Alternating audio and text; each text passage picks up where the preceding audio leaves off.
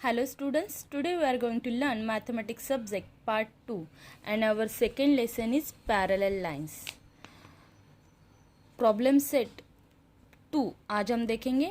Problem set 2 में question number 1 है select the correct alternative and fill in the blanks in the following statement.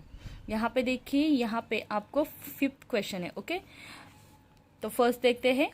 If a transversal intersects two parallel lines, then the sum of interior angles on the same side of the transversal is. देखिए, अगर उन्होंने क्या कहा है, देखिए उन्होंने question में कहा है कि अगर दो पैरेलल लाइन्स है और एक ट्रांसवर्सल है. ओके,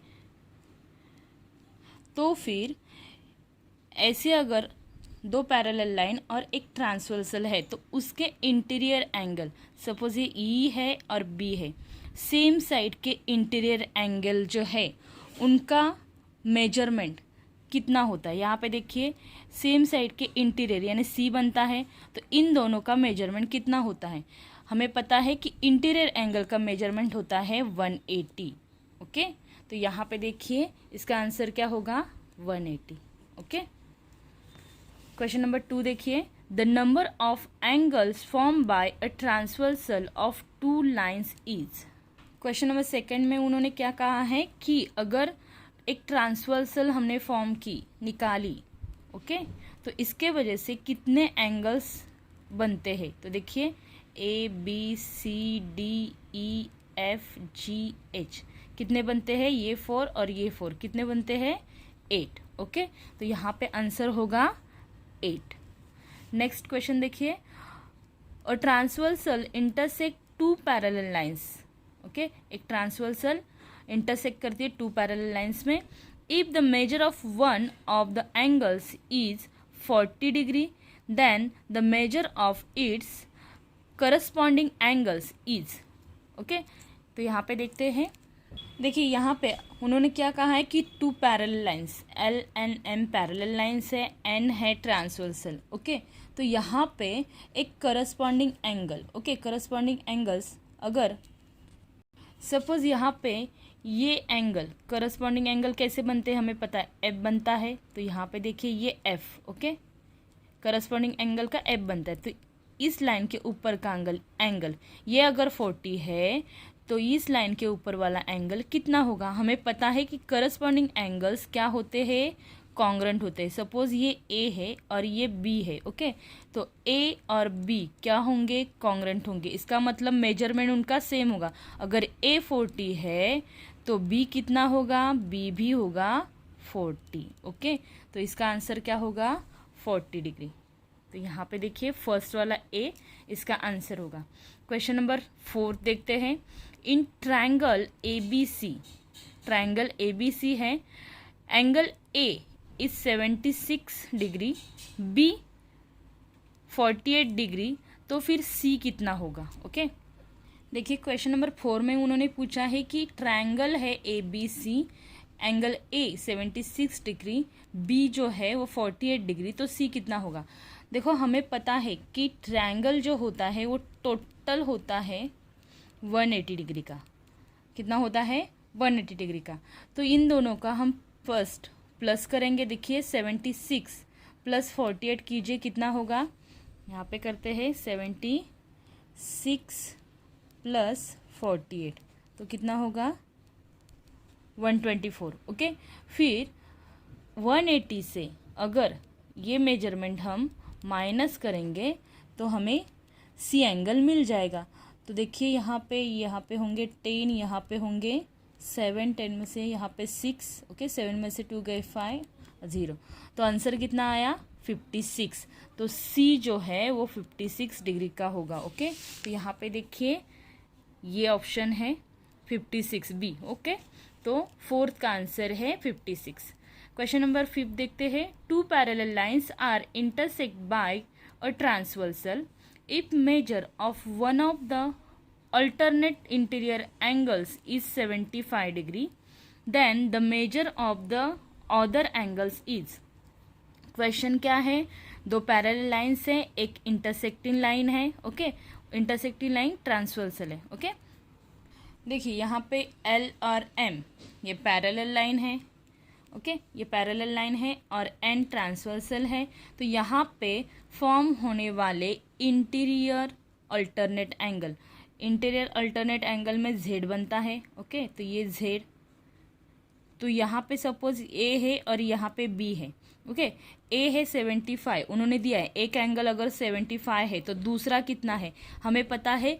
अल्टरनेट इंटीरियर एंगल ये जो है ये सेम मेजर के होते हैं, ओके। क्या होते हैं, कॉन्ग्रेंट होते हैं। तो ए कॉन्ग्रेंट बी अगर होगा तो ए 75 डिग्री होगा तो बी भी क्या होगा, 75 डिग्री होगा, क्योंकि ये क्या होते हैं, कॉन्ग्रेंट होते हैं, सेम मेजरमेंट के होते हैं। तो फिर यहाँ पे आंसर क्या होगा हमारा, यहाँ पे देखिए सी 75 डिग्री, ओके। तो इस तरीके से क्वेश्चन नंबर 1 हमारा कंप्लीट होता है। नेक्स्ट क्वेश्चन देखते हैं, क्वेश्चन नंबर 2। क्वेश्चन नंबर 2 देखिए, ray P Q and ray P R perpendicular to each other, okay. Ray P Q and P R क्या है, परपेंडिकुलर है। परपेंडिकुलर यानी क्या होता है, परपेंडिकुलर की ये साइन होती है। परपेंडिकुलर यानी उस ये जो एंगल फॉर्म होते हैं वो 90 डिग्री के होते, सभी एंगल 90 डिग्री के होते हैं, इसे कहते हैं परपेंडिकुलर, ओके। हमने परपेंडिकुलर लाइंस के निकाले थे ना स्टैंडर्ड 7 में, आपको लाइंस का परपेंडिकुलर बाइसेक्टर निकालना था, ओके। तो इस तरीके से निकाले जाते हैं परपेंडिकुलर, यानी जो एंगल्स बनते हैं वो 90 डिग्री के बनते हैं और परपेंडिकुलर की साइन इस तरीके से होती है, याद है, ओके।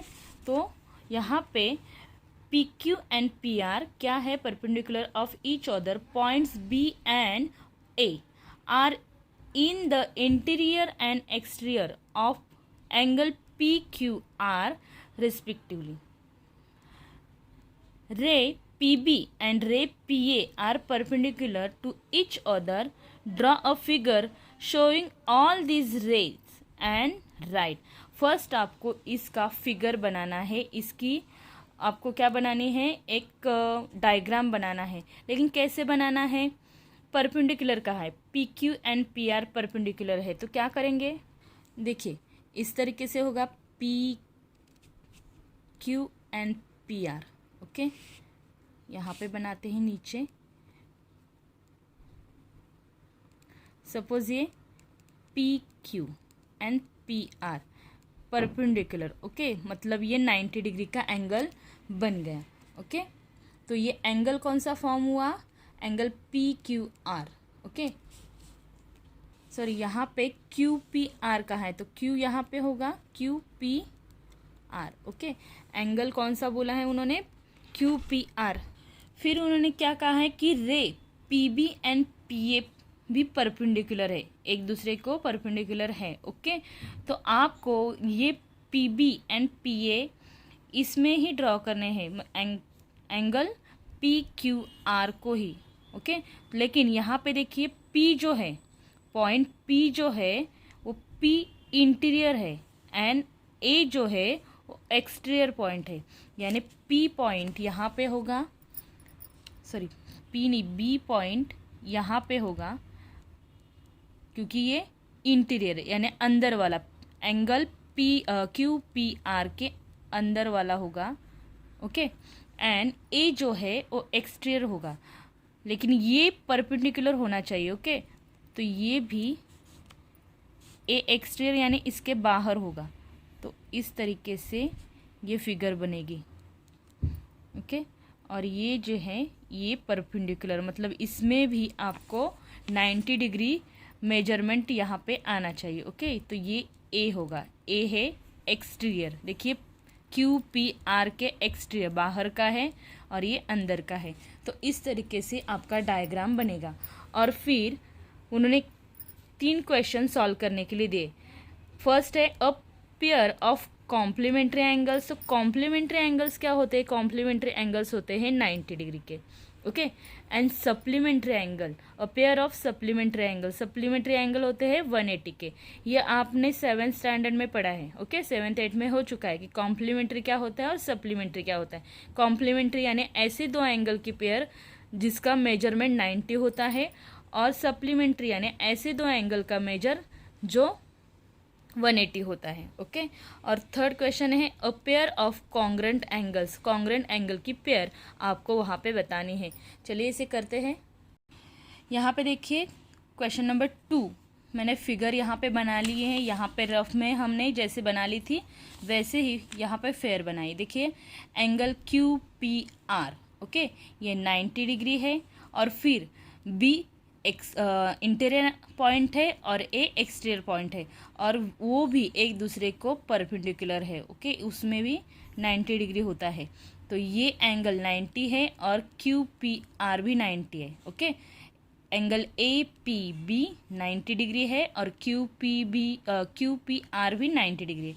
फर्स्ट क्वेश्चन देखते हैं। फर्स्ट क्वेश्चन क्या उन्होंने दिया है, देखिए फर्स्ट क्वेश्चन है a pair of complementary angles, complementary angles के पैर ढूंढने हैं। ओके, जोड़ी, पैर यानी जोड़ी। अभी कॉम्प्लीमेंट्री यानी क्या, 90 डिग्री। तो यहाँ पे देखिए हम ऐसे लिखेंगे major angle Q P R is equal to 90। यहाँ पे ये साइन है, ओके, ऐसे होता है तो इसका मतलब 90 डिग्री होता है ना।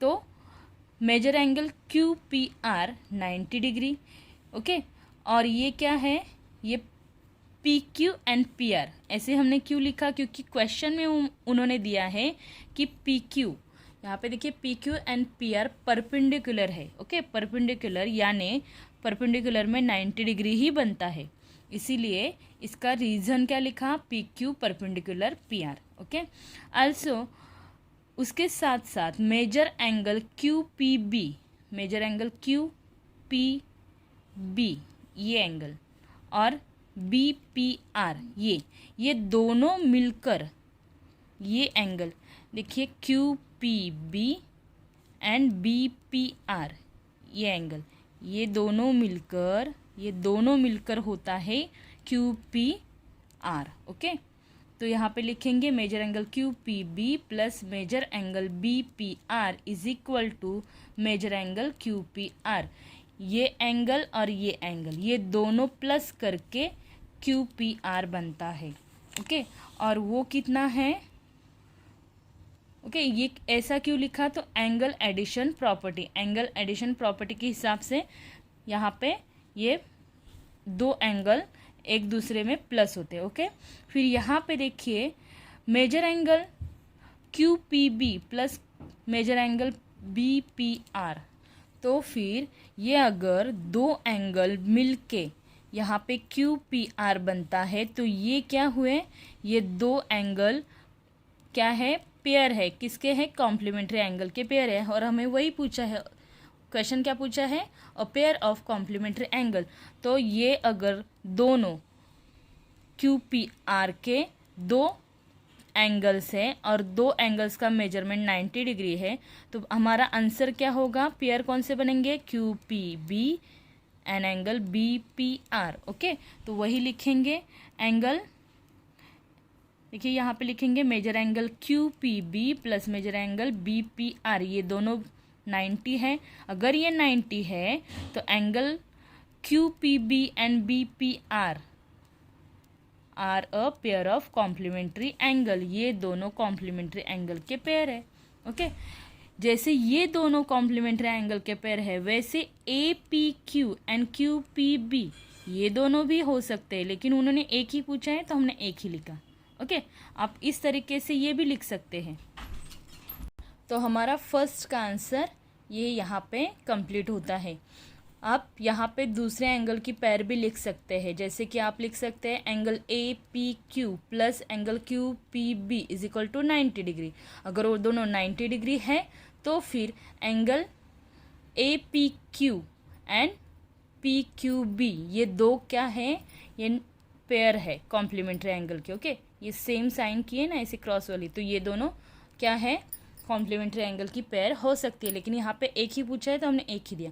क्वेश्चन नंबर 2 देखिए क्या है, क्वेश्चन नंबर 2 है a pair of supplementary angle. जैसे कि हमने कॉम्प्लीमेंट्री एंगल की पेयर ढूंढी, वैसे ही सप्लीमेंट्री यहाँ पे देखिए क्यू पी आर ये 90 है और ए पी बी ये भी 90 है, तो ये दोनों मिलाकर सप्लीमेंट्री बनते हैं, क्योंकि ये 90 और ये 90 कितना होगा, 180 होगा, और सप्लीमेंट्री एंगल 180 के होते। तो यहाँ पे लिखेंगे major angle Q P R plus A P B, okay, is equal to 90 plus 90 is equal to 180, okay. तो therefore angle P Q R and A P B are a pair of supplementary angles, okay. इतना ही करना है। अगर यहाँ पे ये दोनों, ये 90 है, ये 90 है, तो angle A P B and Q P R ये क्या है, सप्लीमेंट्री एंगल की पेयर है, ओके। क्वेश्चन नंबर 3 देखते हैं। A pair of congruent angles, congruent angle, congruent मतलब क्या, हमें पता है कॉन्ग्रेंट की साइन क्या होती है, ऐसे। कॉन्ग्रेंट मतलब सेम, सेम मेजर के, ओके। तो सेम मेजर के एंगल्स कौन से हैं, यहाँ पे देखिए, ये दोनों सेम मेजर के हैं।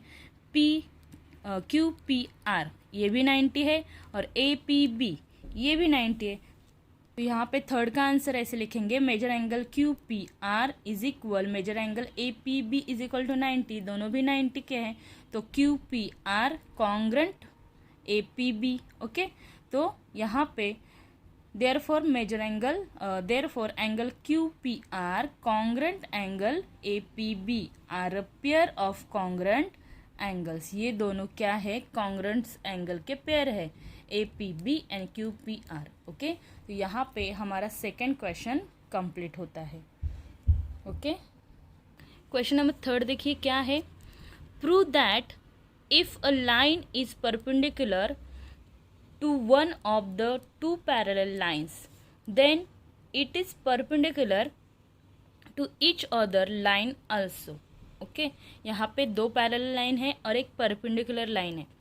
तो देखिए यहाँ पे इस तरीके से फिगर बनेगी, सपोज ये एल एम और एन, दो लाइन पर पैरेलल है और एक लाइन परपेंडिकुलर है, ओके। परपेंडिकुलर यानी ये 90 डिग्री होता है, परपेंडिकुलर का मतलब ही 90 डिग्री होता है, ओके। तो यहाँ पे जो एंगल फॉर्म होंगे वो 90 डिग्री के होंगे, ओके। उन्होंने क्या पूछा है, two parallel lines, okay, then it is perpendicular to the other lines also. तो ये अगर एक लाइन को यहाँ पे परपेंडिकुलर है तो यहाँ पे भी परपेंडिकुलर है, ये प्रूव करो। तो अगर लाइन परपेंडिकुलर होती है तो यहाँ पे 90 डिग्री होता है, लेकिन हमें ये प्रूव करने के लिए दिया है तो प्रूव करते हैं, ओके। देखिए यहाँ पे इस तरीके से फिगर बनाएंगे, line L and M parallel है, एन लाइन परपेंडिकुलर है। इस लाइन को हम ऐसे नाम देते हैं ई, क्योंकि एंगल फॉर्म करने हैं ना, इसलिए ये ई एफ लाइन है, ओके। यहाँ पे बी पॉइंट है बीच में, ये जी और एच लाइन है, ये यहाँ पे सी पॉइंट है और ये ए डी लाइन है, ओके। तो फिर यहाँ पे हमें गिवन में क्या दिया है वो लिखना है। जब हम प्रूफ करते हैं, कोई भी चीज़ प्रूफ करनी है तो गिवन लिखना है और प्रूफ लिखना है, ओके। और लास्ट में हेंस प्रूफ, वो जो हमने रीज़न दिए हैं उसके आधार पे ये प्रूव हुआ है ऐसे लिखना है। तो यहाँ पे देखिए गिवन में line L parallel line M, given में हमें दिया है कि एल को पैरेलल लाइन एम है, okay. And line L is perpendicular line M, जो ये लाइन है ये क्या है, परपेंडिकुलर लाइन है, ओके। एम को परपेंडिकुलर है। फिर टू प्रूव क्या करना है, line N perpendicular line M, N जो लाइन है वो परपेंडिकुलर है एम को, ये आपको प्रूव करना है, ओके। तो यहाँ पे प्रूफ लिखते हैं, line N perpendicular line L, line N जो है वो एन को एल जो है वो एन को, एन लाइन एल को क्या है, परपेंडिकुलर। यहाँ पे देखिए ये ऐसे कि एल लाइन है, इसे परपेंडिकुलर लाइन है कौन सी, एन है, ओके। फिर अगर वो परपेंडिकुलर है तो एंगल ए बी एफ ये 90 डिग्री होगा। परपेंडिकुलर कहाँ है, तो एंगल ए बी एफ ये क्या होगा, 90 डिग्री। तो यहाँ पे हम लिखते हैं कि गिवन में हमें दिया है line N perpendicular line L, N जो है एल को परपेंडिकुलर है, ये गिवन में दिया है, इसीलिए therefore angle A F B ये 90 डिग्री होगा, ओके। तो इसे हम 1 नंबर देते हैं, ओके। नेक्स्ट हम लिखते हैं line L parallel line M, L जो है वो एम को पैरेलल है, ओके। फिर and line N their transversal, N line जो है ये इनकी क्या है, ट्रांसवर्सल है, ये हमें क्वेश्चन में दिया है। तो therefore measure angle B C H, ये बी सी एच, ये यहाँ पे देखिए ये एंगल, ओके, ये बी सी एच, ये ए बी एफ को क्या होगा, अगर ये परपेंडिकुलर है, ये इसकी ट्रांसवर्सल है, ये पैरेलल है और ये दोनों की ट्रांसवर्सल है, तो ये दोनों क्या होंगे, सेम मेजरमेंट के होंगे। वैसे भी अगर आप ऐसे देखोगे ये पैरेलल है तो यहाँ पे एफ बनता है, देखिए यहाँ पे क्या बनता है, उल्टा एफ है ना, ऐसे उल्टा एफ बनता है। तो ये सी और ये बी ये क्या हो गए, करस्पॉन्डिंग एंगल हुए। तो वैसे भी करस्पॉन्डिंग एंगल कॉन्ग्रेंट होते हैं, सेम मेजर के होते हैं ना। तो यहाँ पे हम ऐसे लिखेंगे major angle B C H, ये B C H and is equal A B F, okay, ये दोनों क्या होंगे, इक्वल होंगे, क्योंकि ये क्या है, करस्पॉन्डिंग एंगल, इसे 2 नंबर देंगे, ओके। और फिर अगर ये दोनों इक्वल है और ये 90 है तो ये भी कितना होगा, 90 होगा, क्योंकि इक्वल है मतलब मेजरमेंट उनका सेम है। तो अगर ये 90 है तो ये भी 90 है, तो हम यहाँ पे लिखेंगे major angle B C H is equal to 90। कैसे लिखा, फ्रॉम 1 एंड 2 से, क्योंकि 1 में हमने कहा है कि ए बी एफ 90 है, ये ए बी एफ 90 है, और 2 में हमने कहा कि B C H A B F के जितना है, बी सी एच और ए बी एफ ये इक्वल है। अगर वो दोनों इक्वल है तो उनके मेजरमेंट सेम होंगे, इसीलिए फ्रॉम 1 एंड 2 से हमने लिखा कि ये बी सी एच 90 डिग्री है। देयरफॉर लाइन एन अगर वो 90 डिग्री है तो ये प्रूव हो जाता है कि एन जो है वो एम को परपेंडिकुलर है, क्योंकि 90 डिग्री होता है तो ही परपेंडिकुलर होता है, और परपेंडिकुलर होता है तो ही 90 डिग्री होता है। इसीलिए यहाँ पे ये प्रूव हो जाता है कि therefore line N perpendicular line M, और यहाँ पे लास्ट में लिखना है हेंस प्रूव, ये हमने प्रूव कर दिया, ओके। तो ये सोल्यूशन हो गया हमारा क्वेश्चन नंबर 3 का। क्वेश्चन नंबर 4 देखते हैं। देखिए क्वेश्चन नंबर 4 क्या है, इन फिगर, यहाँ पे आपको फिगर दी है, okay. measure are some angles are shown using the measures, find the measure of angle x and angle y and hence show that line L parallel line M, okay. यहाँ पे x and y की आपको value find करनी है, okay. लेकिन यहाँ पे देखिए उन्होंने फिगर में थोड़ा सा रॉन्ग दिया है, क्योंकि ये जो है यहाँ पे आपको इस तरीके से साइन, मतलब ये एंगल है, लेकिन x यहाँ पे नहीं दिया, उन्होंने यहाँ पे दिया है। तो हम ये कट करेंगे और यहाँ पे x बनाएंगे, क्योंकि कौन सा x निकालना है, ये या ये, यहाँ पे आपको यहाँ पे उन्होंने दिया है, ओके, ये साइन यहाँ पे दिए, तो ये निकाल दे, ये कट कर दे, ओके। तो ये x और ये y निकालेंगे। अगर यहाँ पे होता x सपोज और यहाँ पे y होता तो ये बहुत ईजी होता, क्योंकि यहाँ पे देखिए ये क्या है, अगर ऐसे एंगल बनते हैं, ओके, तो ये 130 है, तो फिर ये अपोजिट एंगल हुए तो ये भी 130 होगा, देखिए यहाँ पे है ना। और यहाँ पे देखिए अगर यहाँ पे y होता तो ये 50 है, तो ये भी 50 होता, क्योंकि वर्टिकली अपोजिट एंगल सेम होते हैं। लेकिन हम यहाँ पे उन्होंने साइन दिए तो ये y मान लेते, ये x मान लेते, ओके। तो इस तरीके से फिगर बना के हम इसे सॉल्व करेंगे। देखिए यहाँ पे हम प्रूफ लिखते हैं, पहले हमने चेंजेस कर लिए किसमें, डायग्राम में, ओके। यहाँ पे ये x है, यहाँ पे y है, ओके। यहाँ पे 130 है और यहाँ पे 50 है,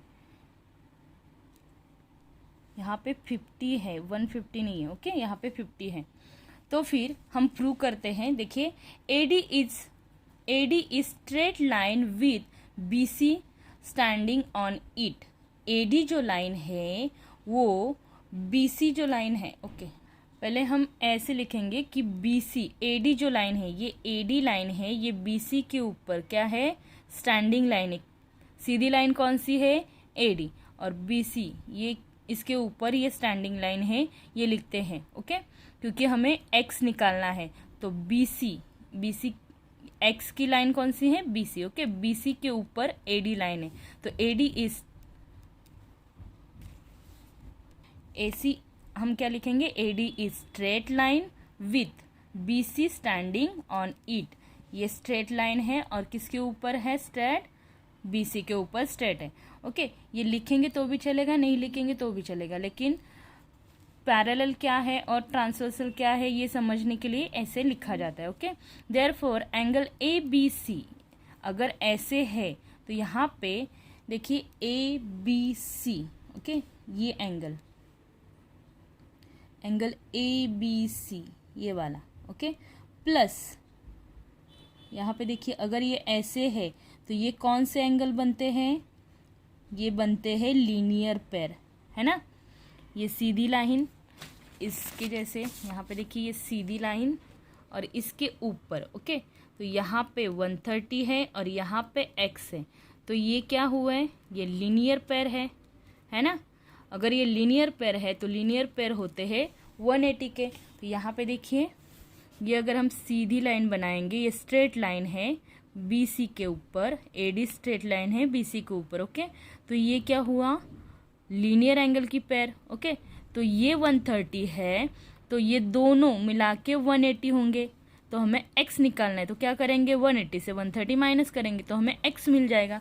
ओके, तो यहाँ पे हम लिखते हैं angle A B C plus angle x is equal to 180, क्योंकि वो क्या है? एंगल्स इन लीनियर पेयर है। ओके, तो 130 plus angle B C A B C कितना है? 130 plus x is equal to 180। x निकालना है, 130 प्लस है यहाँ पे इज इक्वल टू के इस साइड में आएगा तो माइनस होगा, और 180 से 130 माइनस करोगे तो कितने मिलेंगे? 50। ओके, तो एंगल x जो है वो आपका आया 50, इसे हम 1 नंबर देते हैं। फिर हम नीचे भी उसी तरीके से करेंगे। अभी x निकल गया, अभी y निकालना है, तो ये भी वैसे ही है। देखिए यहाँ पे भी ये सीधी लाइन है। ओके, इसके ऊपर स्ट्रेट लाइन है। यहाँ पे देखिए ये EF सीधी है, ये AD स्ट्रेट है, तो ये भी क्या हुआ है? लीनियर पेयर है। ये भी दोनों 180 के होंगे। 180 में से 50 माइनस करोगे तो ये बचा हुआ आंसर होगा वो y का होगा। ओके, तो यहाँ पे वैसे ही लिखते हैं EF is straight line with BD, ये BD। ओके, BD ये स्ट्रेट लाइन है EF के ऊपर। तो फिर यहाँ पे एंगल BDF प्लस ये BDF, ये एंगल BDF प्लस BDE यानी y, ऐसे BDE भी लिखेंगे तो भी चलेगा या एंगल y लिखेंगे तो भी चलेगा। ओके, तो angle y is equal to 180, क्योंकि ये क्या है? एंगल्स इन लीनियर पेयर, जैसे ऊपर किया वैसे ही। ओके, अगर ये 50 है, BDF 50 है, तो y कितना होगा? तो 180 में से हम 50 यहाँ पे इस साइड में आएगा तो माइनस होगा, और बचेंगे कितने? 130। तो एंगल y जो है वो हमारा 130 आया। ओके, जैसे ये किया वैसे ये किया, तो यहाँ पे हमें x की और y की वैल्यू मिल जाती। तो यहाँ पे हमें लिखना है एंडिंग में, नाउ फ्रॉम 1 and 2, इसे हम 2 नंबर देते हैं। Now 1 and 2, from 1 and 2 angle x plus angle y, तो ये कितना है? x 50 है और y कितना है? 130। दोनों मिला के कितने होते हैं? 180। ओके, तो ये 180 है, तो ये क्या है? देखिए हमें प्रूव क्या करना है? Line L and M parallel है, ये प्रूव करना है। तो यहाँ पे हम लिखेंगे ये दोनों जो एंगल है उनका प्लस अगर 180 आता है। ओके, इसका प्लस 180 आता है, लेकिन x एंड y ये दोनों क्या है? इंटीरियर एंगल है। देखिए C बनता है, ये दोनों क्या है? इंटीरियर एंगल है। ओके, और इंटीरियर एंगल अगर दो पैरेलल लाइन होते हैं तो ही इंटीरियर एंगल बनते हैं। अगर ये इंटीरियर एंगल है, इसका मतलब लाइन L और M ऑटोमेटिकली पैरेलल होती है। पैरेलल होंगे तो ही इंटीरियर एंगल बनते हैं। ओके, और ये कौन कहता है? इंटीरियर एंगल की टेस्ट जो हमने पढ़ी है। ओके, इससे पहले तो यहाँ पे देखिए हम ऐसे लिखेंगे, but angle x and angle y are interior angles, और ये अगर इंटीरियर एंगल्स है तो therefore line L parallel line M, ये क्या होंगे, दोनों पैरेलल होंगे, और यही हमें प्रूव करने के लिए कहा है। और ये प्रूव कैसे होता है, इंटीरियर एंगल टेस्ट, हमें जो टेस्ट हमने सीखी है प्रैक्टिस से 2.2 में शायद, ओके, तो वहाँ पे इंटीरियर एंगल टेस्ट के हिसाब से ये लाइन L पैरेलल M होती है, ओके, और यही हमें प्रूव करना था।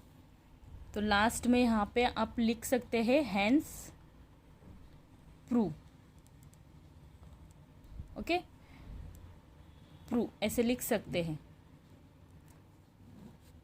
तो यहाँ पे हमारा ये जो क्वेश्चन है, क्वेश्चन नंबर 4, ये कंप्लीट होता है। क्वेश्चन नंबर 5 देखते हैं। क्वेश्चन देखिए क्या है, A B parallel line C D parallel line E F, ये A B C D and E F ये तीनों एक दूसरे को पैरेलल है, ओके। क्यू पी जो है वो उनकी ट्रांसवर्सल है, okay. If y ratio z is equal to 3:7, then find the measure of x। आपको x की वैल्यू फाइंड करनी है। यहाँ पे रेशियो है y रेशियो z जो है वो 3:7 है, ओके। तो फिर आपको x की वैल्यू फाइंड करनी है। तो यहाँ पे हम फिगर बनाते हैं, ओके, और यहाँ पे हम फर्स्ट गिवन लिखते हैं। गिवन यानी जो दिया है, क्या दिया है, line A B parallel C D parallel E F, line A B parallel C D and parallel E F, ये तीनों लाइन एक दूसरे को पैरेलल है, ओके। यहाँ पे y रेशियो z जो है वो 3:7 दिया है और फाइंड करना है मेजर एंगल x, ओके। लेकिन यहाँ पे देखिए जब रेशियो में हमें वैल्यू दिए है तो हम सीधा ऐसे नहीं कह सकते हैं, क्योंकि y की कीमत सीधा 3 नहीं हो सकती, क्योंकि ये रेशियो है। रेशियो जब होता है तो इसे हमें कुछ मतलब y इज इक्वल टू 3 हम नहीं बोल सकते, ओके। तो हम इसे y की कीमत डालने के लिए यहाँ पे 3 के साइड में हमें कोई लेटर लेना पड़ेगा, ओके। जैसे कि k हम लेते हैं k, ओके। तो y की जो वैल्यू है वो 3k हो सकती है, लेकिन y इज इक्वल टू 3 ये नहीं हो सकता, बिकॉज यहाँ पे रेशियो है, ओके। ये 8th स्टैंडर्ड में हुआ है आपको, लेकिन आपको कितना याद है मुझे पता नहीं, इसलिए मैं बता रही हूँ कि यहाँ पे y की वैल्यू हम सीधे 3 नहीं ले सकते हैं, ओके। तो यहाँ पे सॉल्यूशन में हम इस तरीके से लिखेंगे, now y ratio z is equal to 3:7, ये हमें गिवन में दिया है, okay. Let's the common multiply be k, इन दोनों में फिर हम कॉमन मल्टीप्लाई लेंगे, ओके। y एंड z में कॉमन मल्टीप्लाई लेते हैं k, okay, common multiply be k। तो आप यहाँ पे ऐसे लिख सकते हैं, therefore angle y is equal to 3k and angle z is equal to 7k, okay. Angle y 3 नहीं ले सकते, ये नहीं लिख सकते, एंगल y 3k, दोनों में कॉमन मल्टीप्लाई k लिया तो फिर हम ऐसे लिख सकते हैं, ओके। तो यहाँ पे therefore angle y is equal to 3k and angle z is equal to 7k, okay. इसे हम 1 नंबर देते हैं क्योंकि ये हमने रेडी किया है, ओके। फिर यहाँ पे अगर line A B and E F ये दोनों पैरेलल है और क्यू पी अगर ट्रांसवर्सल है, ओके, तो यहाँ पे लिखते हैं A B parallel line E F and line Q P लिखिए या पी क्यू लिखिए, ओके, एक ही बात है। P Q is there transversal, ये क्या है, ट्रांसवर्सल है और ये दोनों पैरेलल है। अगर ऐसे है तो एक्स एंड जेड देखिए, यहाँ पे एक्स एंड जेड इन दोनों में, यहाँ पे देखिए एक्स ये है और जेड ये है, इन दोनों में जेड बनता है। यहाँ पे देखिए इस तरीके से जेड बनता है, ओके। तो एक्स एंड जेड, अगर यहाँ पे जेड रेडी होता है तो ये क्या है, ये अल्टरनेट एंगल होते हैं। मैंने आपको शुरुआत में ही बताया है कि एफ से क्या बनते हैं, सी से क्या बनते हैं और जेड से क्या बनते हैं। अगर जेड होता है तो यहाँ पे कौन से अल्टरनेट एंगल बनते हैं, तो angle X and angle Z, ये क्या है, अल्टरनेट एंगल। तो यहाँ पे लिखेंगे हम therefore angle x is equal angle Z, क्योंकि ये अल्टरनेट एंगल है और अल्टरनेट एंगल की जो जोड़ी होती है, पेयर होती है, उनका मेजरमेंट सेम होता है। ये जितना होता है उतना ही ये होगा। ओके, दोनों का मेजरमेंट सेम होगा, इसलिए इक्वल लिखा। ओके, और ये इक्वल क्यों लिखा, तो यहाँ पे हम लिखते हैं क्योंकि ये अल्टरनेट एंगल्स है। ओके, यहाँ पे हम 2 नंबर देते। फिर एंगल एक्स, यहाँ पे हमें एंगल एक्स जो है, एंगल एक्स की वैल्यू लिखनी है, लेकिन यहाँ पे हमने 1 में लिखा है। अगर जेड और एक्स की वैल्यू सेम है तो जेड की वैल्यू हमने 1 में निकाली है। कितनी निकाली है, 7k, है ना।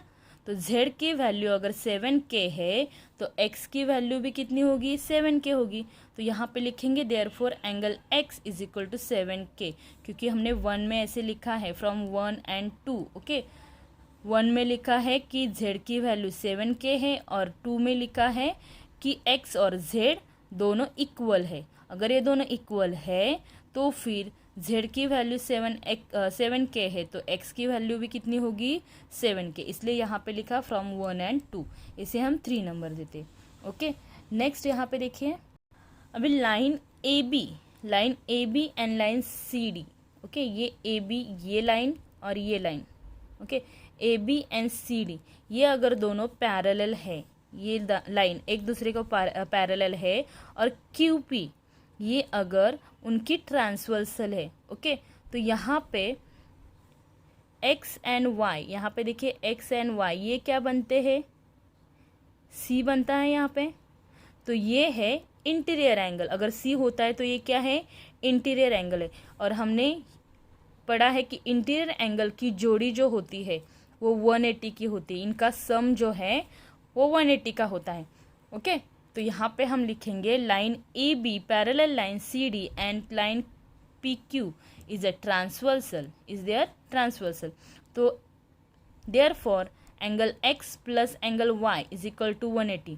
एंगल एक्स एंड वाई ये दोनों मिला के 180 होंगे, क्योंकि ये क्या है, इंटीरियर एंगल्स। तो यहाँ पे लिखेंगे रीजन उसका इंटीरियर एंगल्स। ओके, और एक्स की वैल्यू हमने निकाली है, यहाँ पे हमने लिखा है कि एक्स की वैल्यू क्या है, 7k, y की वैल्यू कितनी है, 3k। ओके, तो यहाँ पे देखिए, यहाँ पे y की वैल्यू 3k है और x की वैल्यू यहाँ पे 7k है। तो हम यहाँ पे लिखेंगे x की वैल्यू 7k प्लस y की वैल्यू 3k। ये कहाँ से लिखा, फ्रॉम 1 and 3 से। देखिए 3 में हमने x की वैल्यू फाइंड की है और 1 में हमने y की वैल्यू। तो यहाँ पे हम इस तरीके से लिखेंगे। फिर यहाँ पे 7 प्लस 3, 7k प्लस 3k कितने होंगे, 10k। Okay, is equal to 180। ये 10 और k के बीच में मल्टीप्लाई होता है, तो k यहाँ पे रखेंगे और ये 10 इस साइड में जाएगा तो वो डिवाइड होगा। ओके, और 180 डिवाइड 10 करेंगे तो आंसर क्या होगा, k की वैल्यू होगी 18। ओके, तो k आया 18। तो हमें यहाँ पे अभी देखिए x की वैल्यू निकालनी, तो x क्या है, 7k है और k की वैल्यू है 18। तो इसका मतलब 7 मल्टीप्लाई 18 करेंगे तो आंसर क्या होगा, 126। तो x की वैल्यू आई 126। ओके, और हमें यही फाइंड करना था, यहाँ पे हमें यही फाइंड करना था, है ना, x की वैल्यू। अगर y की वैल्यू पूछते तो फिर हम y की वैल्यू भी निकालते।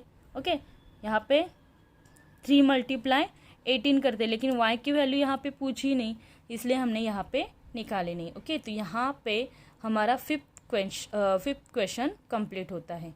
ओके, तो देखिए हमने प्रॉब्लम सेट 2 में question number 1, question number 2, question number 3, 4 and 5 यहाँ पे कंप्लीट किए। आई होप आपको समझ में आया होगा। अगर आपको समझने में दिक्कत होती है तो वीडियो एक नहीं 2-3 बार देखिए, क्योंकि ये जो सिलेबस है ये पूरा नया है। ओके, और लॉकडाउन की वजह से पिछले साल भी आपका थोड़ा सा पढ़ाई में लॉस हुआ था, इसके वजह से आपको समझने में दिक्कत हो सकती है। ओके, तो आप अगर पढ़ाई के ऊपर ध्यान दोगे, ध्यान से वीडियो देखोगे और प्रैक्टिस करोगे तो ही आएंगे ये क्वेश्चन आपको। ओके, क्योंकि ये क्वेश्चन जो है ये थोड़े से ट्रिकी है, ये ज्योमेट्री है, ओके। तो इसे आपको टाइम देना पड़ेगा। अगर आप पढ़ाई नहीं करोगे, टाइम नहीं दोगे, तो आपको ये समझ में नहीं आएगा। तो आई होप आप समझने की कोशिश करेंगे, ओके। Thank you.